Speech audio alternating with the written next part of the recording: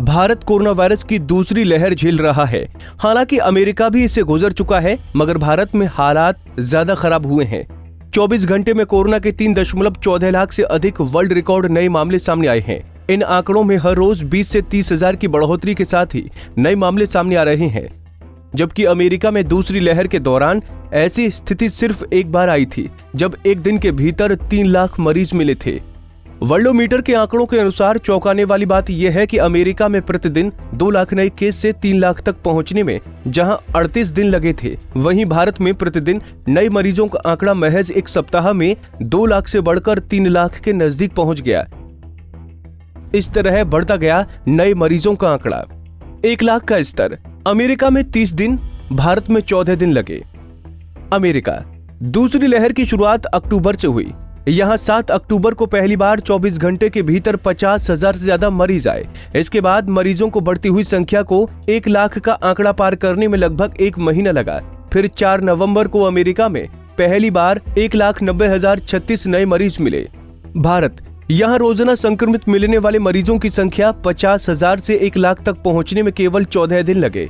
24 मार्च को एक दिन के भीतर 50,000 केस आए थे और फिर 6 अप्रैल को देश में पहली बार ये आंकड़ा 1 लाख के पार हो गया।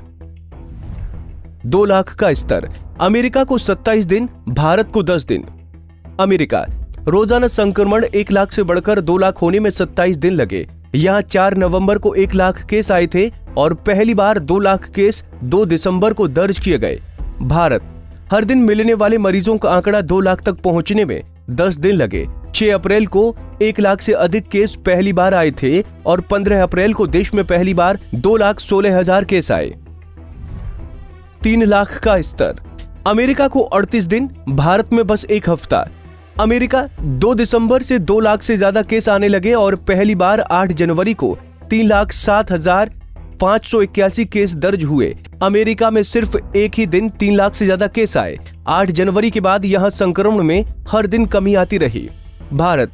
15 अप्रैल को 2 लाख से ज्यादा केस आए थे और 20 अप्रैल की रात 12 बजे तक यहां 2,94,290 मरीज आए। इस तरह आने वाले 1-2 दिन में ही भारत में यह आंकड़ा 3 लाख के पार हो सकता है। 16% तेजी से बढ़ा संक्रमण। भारत में दूसरी लहर की शुरुआत 15 फरवरी से मानी जाती है। आवर वर्ल्ड इन डाटा के हिसाब से भारत में 15 फरवरी को 1.6% पॉजिटिविटी दर थी, यानी जितनी जांचें हो रही थीं, उनमें 1.5% लोग ही संक्रमित पाए जा रहे थे। 18 अप्रैल को ये दर बढ़कर 16.2% हो गई, यानी अब बहुत अधिक लोगों में संक्रमण का पता लग रहा है। Bureau report, Punjab Kesari TV. हमसे जुड़े रहने के लिए हमारे YouTube चैनल को सब्सक्राइब करें और नई वीडियो की नोटिफिकेशन के लिए बेल आइकॉन को दबाएं। अगर आप ये वीडियो Facebook पर देख रहे हैं तो लाइक जरूर करें और ज्यादा से ज्यादा शेयर करें। धन्यवाद।